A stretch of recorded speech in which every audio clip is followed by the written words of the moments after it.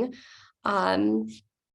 And then I will introduce our speaker. All right, I think our recording is all set. So tonight we have Lyle Hanf. She is a lymphedema therapist with Huntington Hospital's Outpatient Rehabilitation Department. Lyle graduated from the MGH Institute for Health Professions in Boston, Massachusetts in 2018. She is a certified lymphedema therapist and also treats general orthopedic conditions. So with that, I'll hand it over to you, Lyle. Hello, everybody. My name is Lyle. I'm one of the lymphedema therapists at Huntington Hospital, like Rachel said. I started working at Huntington Hospital at 2020, and primarily I work with lymphedema patients as well as people undergoing cancer treatment, and then just general orthopedics. So like she mentioned, I graduated in 2018, and then I started working at Huntington in 2020.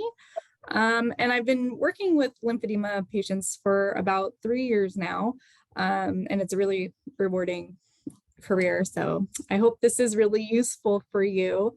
I'm going to be talking about exercise, both during cancer treatment, as well as a little bit about after cancer treatment. I hope this is helpful. If there's something I'm not clear on, feel free to ask at the end of the program, and I will do my best to clarify.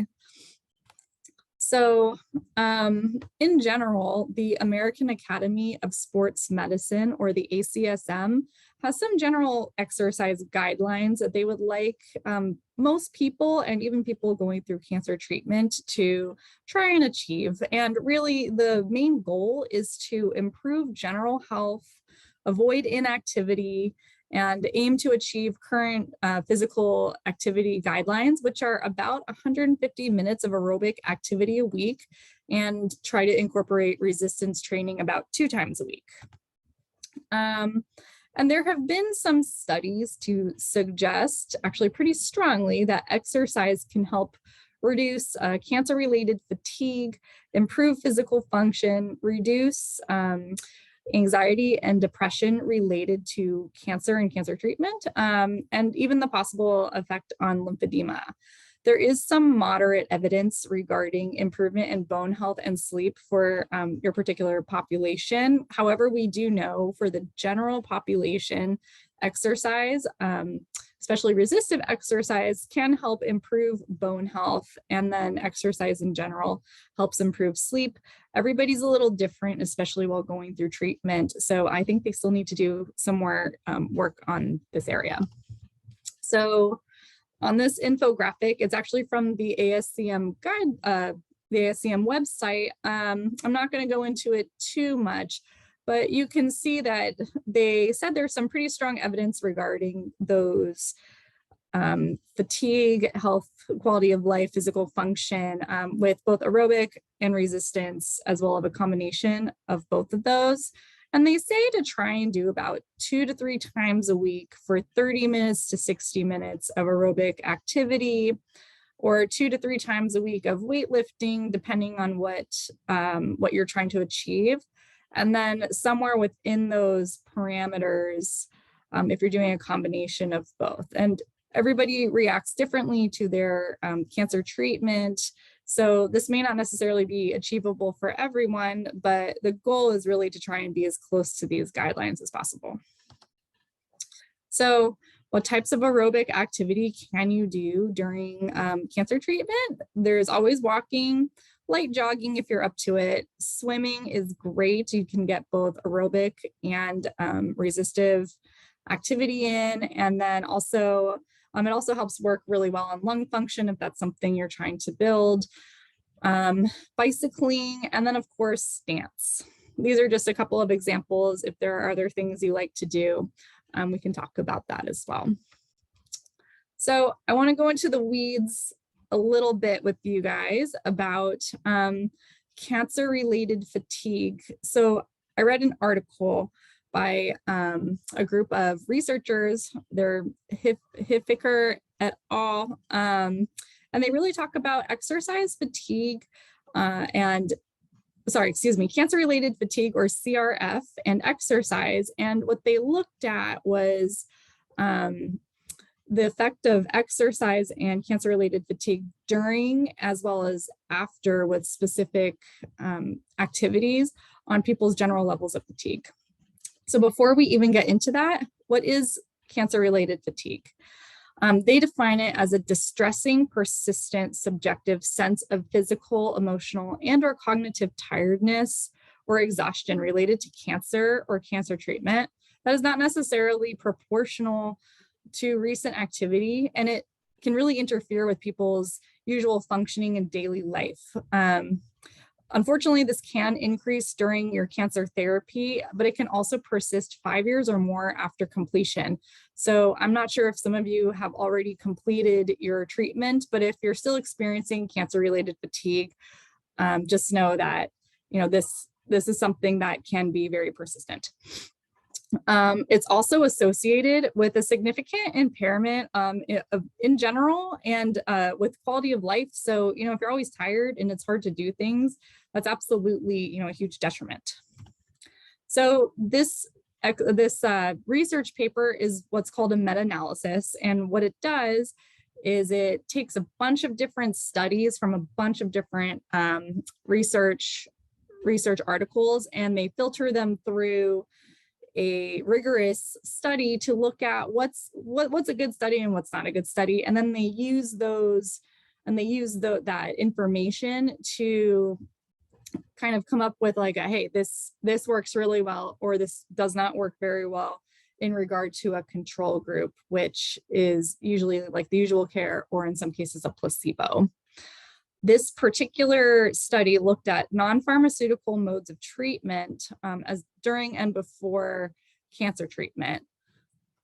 So during treatment, what they looked at was relaxation, massage, combined cognitive behavioral therapy along with physical activity, a combination of some of these modalities, which I'm talking about in here, resistive exercise, aerobic exercise, yoga, and then they also had other things like healing touch, dance, music, Tai Chi, cognitive behavioral therapy. And they put it against a control, which is just the usual care. So, whatever doctor says is okay to do, or no exercise at all. So this is a little graph from the paper. I don't expect anybody to necessarily know how to read it, but on the left-hand side, there are some little line graphs, and those are the cancer treatment studies that have less than 25 participants. And then on the right-hand side, it's more than 25 participants. But what they really found was on these forest plots, there's a little red line. The ones that are on the left-hand side of that line were actually favored and better than the control, which is the usual treatment. So what they found was the ones on the left-hand side were relaxation, massage, cognitive behavioral therapy, along with physical activity, a combination of these particular modalities, resistive and aerobic exercise, as well as yoga. And in looking at that plot, they found that actually relaxation was the most important or most effective in regard to cancer-related fatigue, followed by massage, cognitive behavioral therapy, along with the physical activity, and then both those aerobic and resistive treatments. They also found that dance, healing touch, Tai Chi, and Tai Chi were less favored to make a difference compared to the control. So what does this mean? What does this mean? This can mean that, listen to your body, and if you're really tired and you need to relax, it's okay. But also take a look at some of these other more physical things that you can do, like getting up and moving, or getting a little aerobic exercise in with resistance training.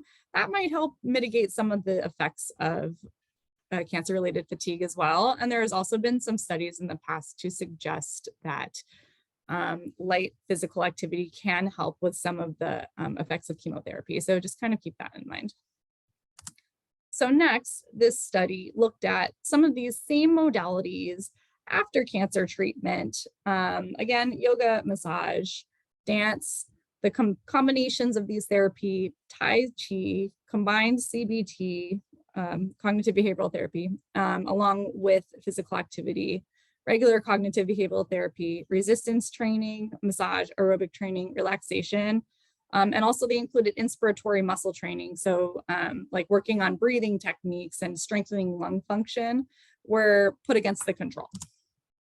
And on this slide, again, it's that same two forest plot comparison. And they actually found that yoga had a really good effect on cancer-related fatigue, along with the more active modalities. So again, what does that mean? So they found that yoga was the best aftercare combined with aerobic and resistive training. And even though relaxation was the most important during treatment, but it was less so after, along with the massage. And then dance was more favored than previously. And this may be because some types of dances can be really exhausting, and then some maybe are not necessarily as rigorous as others. So again, listen to what your body is saying, but definitely try to be active, especially after treatment. For the most part, what's kind of supported out there is that trying to return as best you are able to previous function and activity levels is one of the best things to do. So just some takeaways generally. Choose the modality type that's most convenient to you.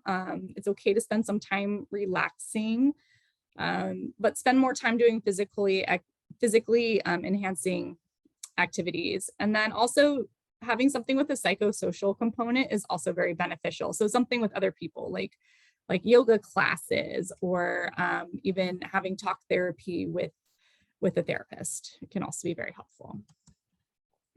So let's talk a little bit about you. So before starting any exercise program, please clear it with your doctor. Everybody's cancer treatments are different. So just because you're an individual means that our exercise approach should be individualized.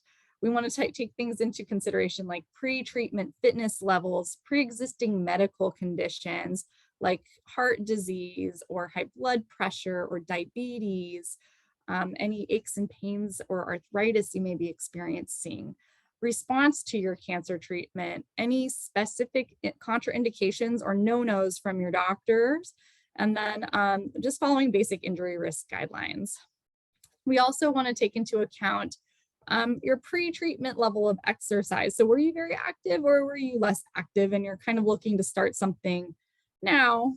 And then also sometimes going through cancer therapy, people do tend to lose quite a bit of body mass and weight. And so sometimes we need to be careful that we're not expending too many calories, especially if we're trying to put weight back on and consume more calories. So this is definitely a conversation to have with both your doctor as well as any dietitians who are on your team.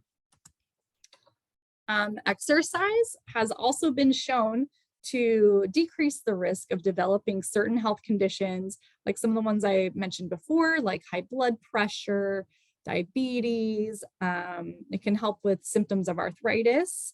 And it can also help with possibly decreasing the chance of recurrence, as well as the development of several second types of cancers. So sometimes we fight one battle and then, maybe several years down the line, we can be fighting another battle. So there is some studies to suggest that this can actually be somewhat protective. And then there are also studies that strongly suggest that those with colorectal cancer, breast cancer, and prostate cancer suggest that exercise may increase survivorship in the long term. And I work a lot with breast cancer patients actually, and we do recommend generally that if you weren't active before, definitely try and be active now. So that's kind of what this presentation is about, is trying to maybe start an exercise program or how you can do so safely. Any goal for exercise right now should be to maintain and improve current levels of muscle mass, maintain and improve current aerobic fitness levels, and then try and achieve the Academy of Sports Medicine's fitness guidelines, which were 150 minutes of aerobic activity if able, and then resistance training about 2 times a week. So the first thing to do if you're just embarking is start simple, or maybe you're taking a break from exercise, or you were very active, but now you're looking as to where to start again. So start simple and try to avoid inactivity. And it can be very simple things like, instead of having somebody walk to the mailbox for you, maybe walk to the mailbox or walk around the yard or park a little farther away from the grocery store if you're able. Build a plan and keep a log of what you're doing. So, we all make exercise plans, but depending on how we're feeling, it might be okay to skip a day in your plan or make some changes with those plans, but keep a log about that, both for what you're doing currently and then what you're doing to kind of stay within your log's parameter or your plan's parameters. And then also start thinking about your personal short-term and long-term goals. So what do you want to get out of exercise? Is it to improve your general health, or maybe to have a little bit more energy, or maybe you're somebody who is and was very active and you want to try and get back to that, especially when you're done with treatment. Go slow. Some activity is better than no activity. So it's okay to start with 5 minutes here, 10 minutes there, and breaking it up throughout the day, or maybe starting with 5 minutes and then increasing that time to 10 minutes, 20 minutes, 30 minutes.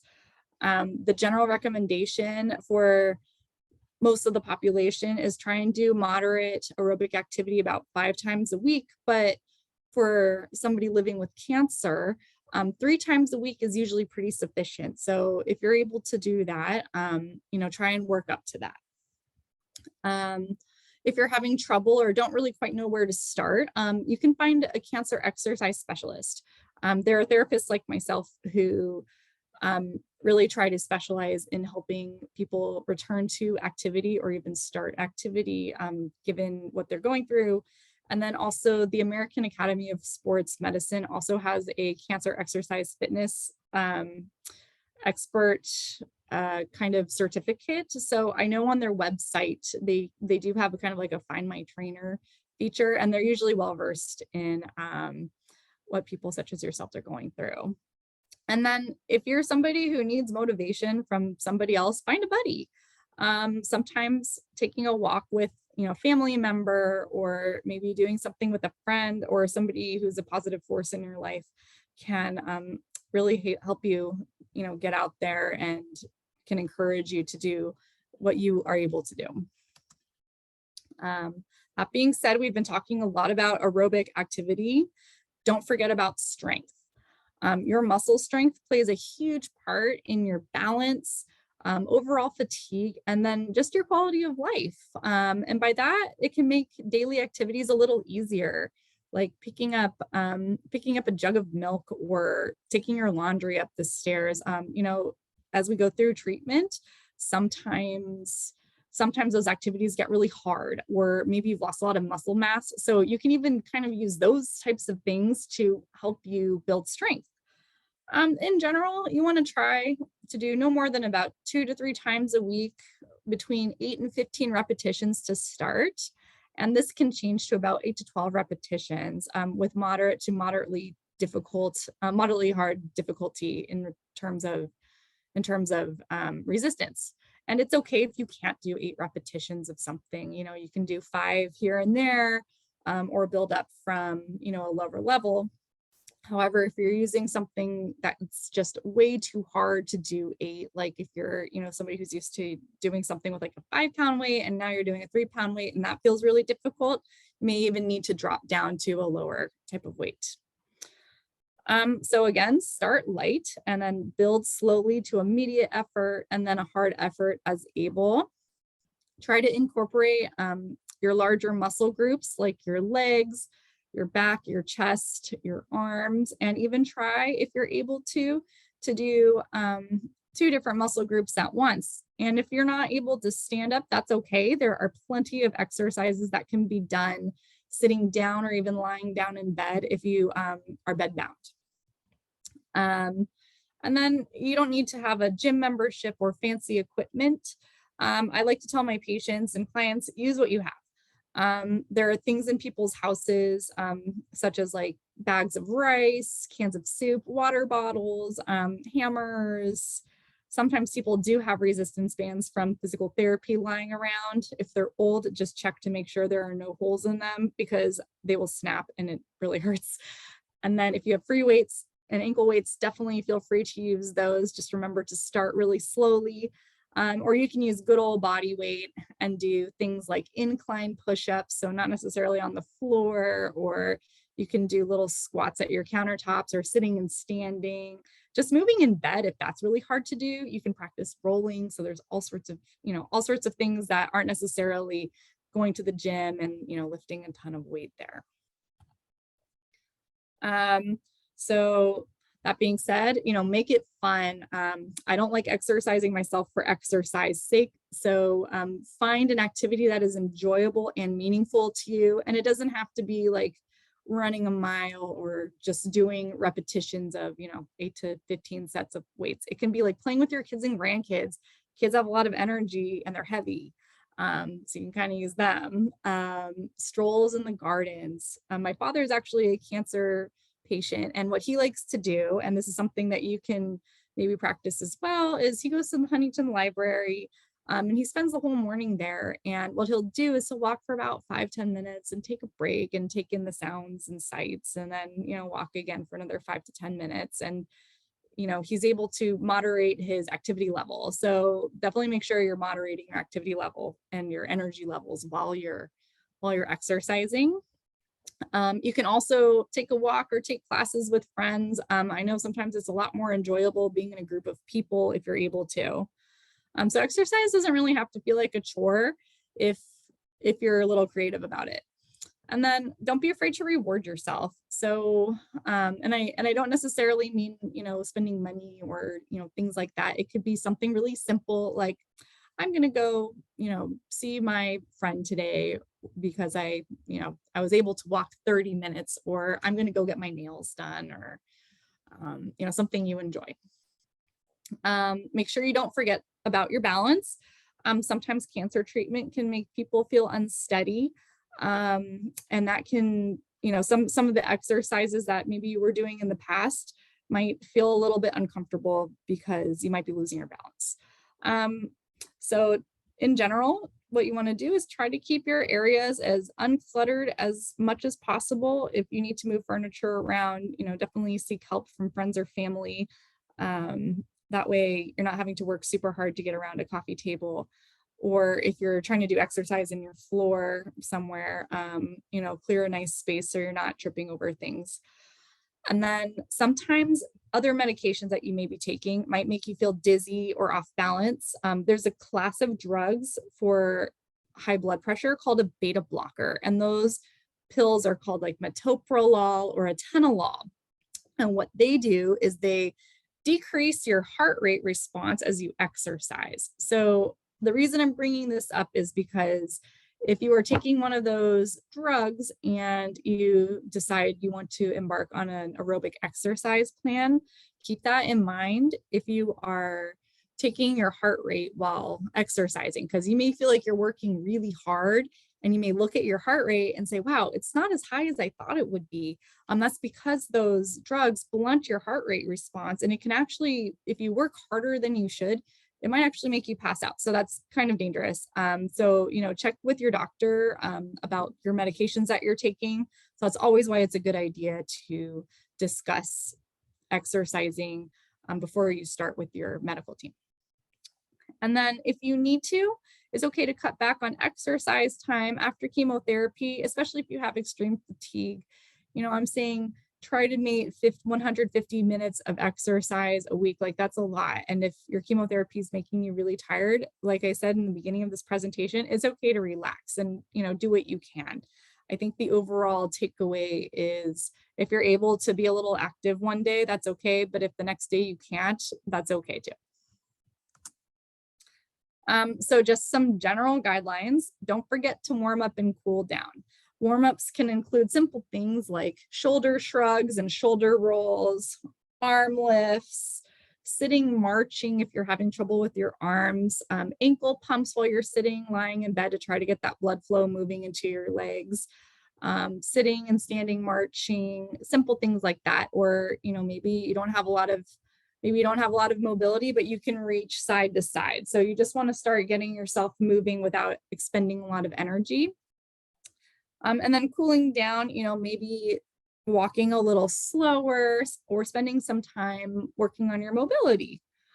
And the general recommendation is try to incorporate a gentle stretching and flexibility program for about 2 to 7 days. And generally speaking, you want to try and hold for about 10 to 30 seconds, whatever's tolerable to you. So if you can't hold something for more than 10 seconds, don't try and push it. Stretching should not feel like torture. So if it's something and you're doing it and you're saying, oh my gosh, please let this stop, just back off a little bit. Again, this is something you also want to check with your provider with, because sometimes doctors, especially oncologists and radiological oncologists, may say, don't do a rigorous stretching mobility program while you're going through radiation, or if you just had surgery, such as, for example, a mastectomy with reconstruction, they may say you can't reach over shoulder height. And there's also implications for tissue healing with that stretching program. And that's where we come in as physical therapists. If you need help embarking on that program, we can help guide you through that. But again, you usually have to get a doctor's referral for that. And then also certain cancer treatments like radiation, as well as certain chemotherapy drugs, do decrease bone density. And what we don't want is for you to sustain a fracture while doing a stretching program. Muscles are actually super strong, and that force they exert on your bones while you're stretching could be dangerous. So that's why always check in with your medical team. In general, if you're not able to really have a structured exercise program, just try and take more steps. Are you able, again, to take the stairs, or maybe walk the aisles in the grocery store, or take some laps around your house, or walk the dog for a short time around the block, for example? Try and do that. And they suggest to try to slowly build to 7,000 to 9,000 steps a day. And this is especially true after completing treatment. If you were really not able to be active while you were going through treatment, or your loved one maybe wasn't very active, this is something, and then you have the A-OK from your doctor, this is something maybe to try and achieve. And then I always say, have something to track your progress or what you're doing. So there are a lot of phone fitness apps out there and wearables that can help you track your progress. So you're not having to sit down and write every day what you're doing, but that's okay if you're doing that too. So smartwatches, like Apple Watches or the Garmin watch, are your friends. There's also a smart ring that can track like your heart rate, your what is it, SpO2, your blood oxygen levels, even your body temperature fluctuations. And then you can also just wear a good old heart rate monitor, or even a regular old pedometer. Those are also very useful and still very relevant. So again, keep your cancer team informed about how you're responding to exercise. Is it making you feel really good, or are you feeling really awful? Or maybe there are some days where you're feeling great after exercise and then you have a really low low. So these are things that they want to know, and then also to kind of help them guide you through maintaining an exercise program. You also may find that if you were particularly active before treatment, you may need less exercise during treatment, and that's okay too. And it's a lot harder to start an exercise program if you weren't very active before, and that's okay. Again, I mentioned this earlier, that that's why exercise professionals like physical therapists and some trainers, if your doctor says that's okay, that's why we're here to help guide you through that. And then sometimes people aren't active because we experience, aches and pains like arthritis and back pain, or maybe we have that nagging like shoulder pain that you had before treatment, and it's making it really hard for you to start. In that case, definitely talk to your doctor about getting a physical therapist referral. We're here to help you. And Huntington Hospital, we have, I would say, 4 physical therapists that do work with oncological, the oncological population. But also, I know Glendale Adventist, City of Hope, Keck, and UCLA, and those are just a couple of them, also have therapists who are very familiar with the types of things you're going through, or maybe your family is going through. So, definitely don't be afraid to bring that up, especially if you're not sure if it's something that's going to limit you from being active. And just some words of cautions that some surgeries and treatments may have side effects that limit certain types of exercise or your range of motion. I touched on it earlier, but sometimes when somebody goes through like a lymph node biopsy or breast reconstructive surgery, the doctor may limit you from lifting things for a number of weeks or even raising your arms over your head until certain, drains are out or until surgical incisions are healed. There are a number of chemotherapies that do increase neuropathies in people's extremities. And if you're not sure what neuropathy is, what it is loss of sensation or feeling, especially in like your hands and feet. And this can be particularly challenging and even very frustrating because it makes it hard to, for example, like hold dumbbells or bags. So you might find that you're dropping things a lot, or, if you're walking and you can't feel the ground, that can make you feel really unsteady. So that can also be a little dangerous on the treadmill as well. So, if you do decide to walk on a treadmill or even jog on a treadmill, make sure you have the little safety clip on you or somebody at least around you. Or maybe if there is a treadmill with a harness, use the harness. You also want to make sure that you're not increasing your risk of infection. So if you do decide to go to the gym or even like an exercise group, if you have some if you're a little immunocompromised, or you feel unsafe, wear a mask, wipe down the equipment before and after use, and definitely wash your hands, especially after touching equipment that's been touched by a lot of people. And then if you are immunocompromised due to your treatment, like maybe you're undergoing lymphoma treatment, or you're getting a bone marrow transplant, that's really something to talk about with your doctor, because they may limit you from doing certain activities, but also this may limit you from participating in group settings, especially like gyms and swimming pools. So kind of keep that in mind. Or maybe you have open wounds, like you don't want those to get infected either. Avoid any exercise if you have a fever right after surgery, as directed by your surgeons and doctors. And then if you have extreme fatigue or difficulty walking, if you're experiencing any of this, definitely call your doctor. Even if you're not sure you should, it's always safe. It's always safer to do so. Some chemotherapy drugs are also cardiotoxic and can cause damage to the heart. And there is some evidence out there that certain types of aerobic activities can mitigate this effect. However, it's something you want to be aware of, especially if you're just starting an exercise program. Your doctor may recommend that you see a cardiologist and get an echocardiogram, or maybe even do a cardiac stress test. There's also some thought that maybe in the future, and hopefully this happens because it actually sounds really neat, that people who have had cardiotoxic chemotherapy might benefit from cardiac therapy, like somebody who has had either an open heart surgery or a heart attack. And what that is like group exercised physical therapy with somebody supervising you and maintaining, heart rate at a certain level.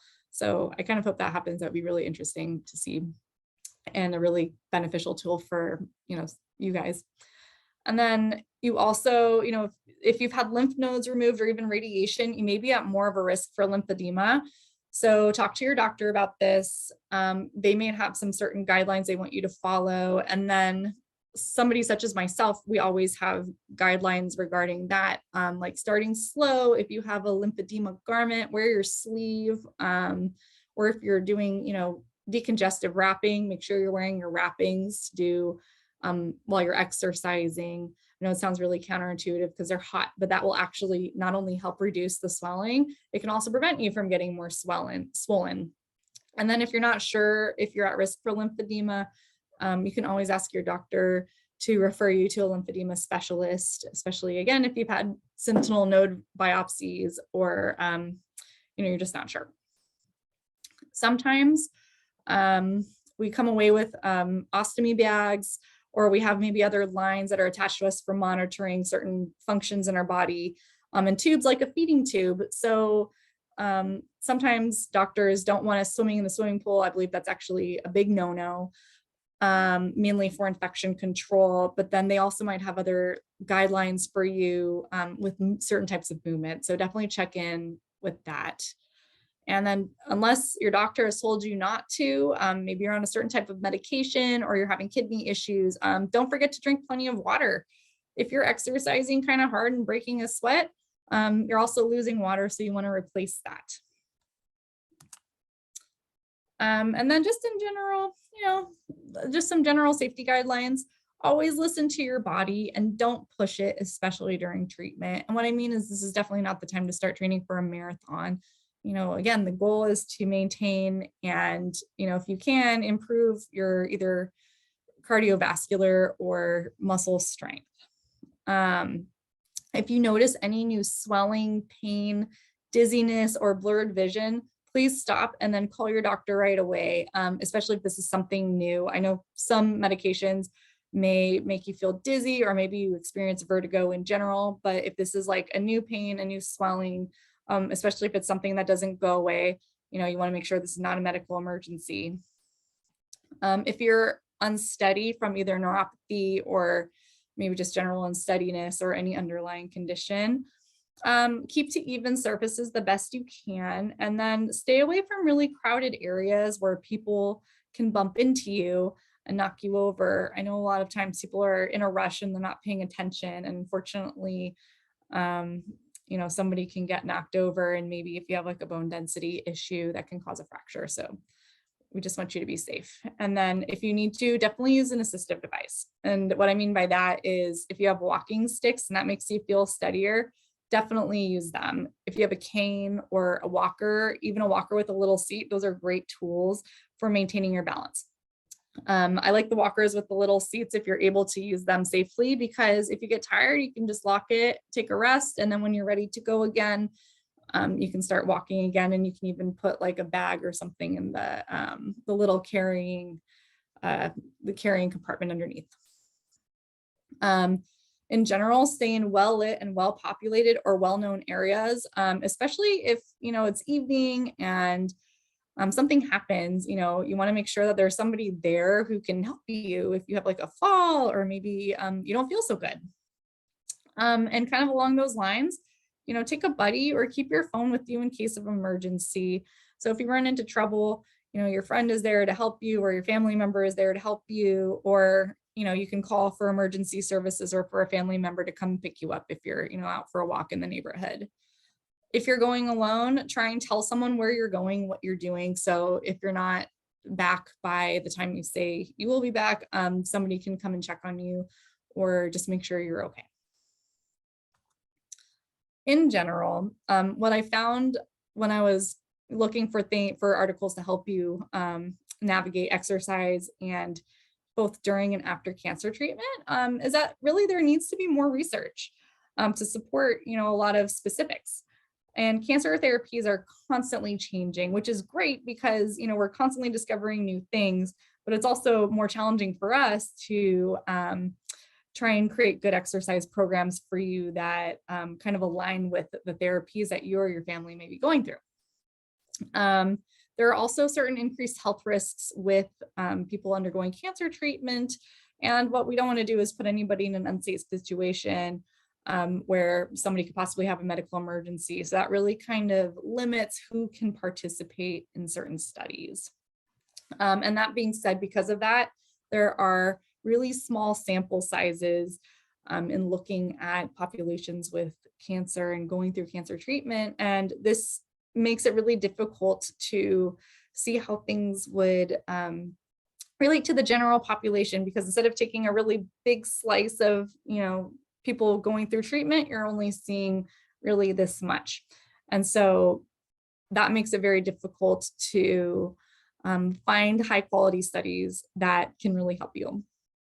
And most studies out there have been more for trying to establish like the feasibility of an exercise program or safety and efficacy, like the effectiveness, rather than for the general public. So really the studies have more been for us and not really how they relate to you. And that's very frustrating because they're looking at what parameters work, not, which types of exercises are best for, somebody maybe going through like prostate cancer treatment. And then kind of along the small sample sizes again, most cancer survivors and people going through cancer treatment are over the age of 65. And many of the studies out there are conducted with people who are a lot younger than 65, which doesn't really capture who is being most affected by this. And then, of course, there are a lot of inaccuracies with some research. And so hopefully as time goes on, we'll be able to see more studies that are more pertinent to like, what types of exercise work best for me while I'm going through, this type of treatment, or what, there's a new treatment out there for, some type of cancer. Is exercise okay for you? So I'm kind of excited about, what types of things are in our future. That being said, if anyone has any questions, I am happy to answer them to the best of my ability. And if you need clarification for anything, I will do my best to clarify.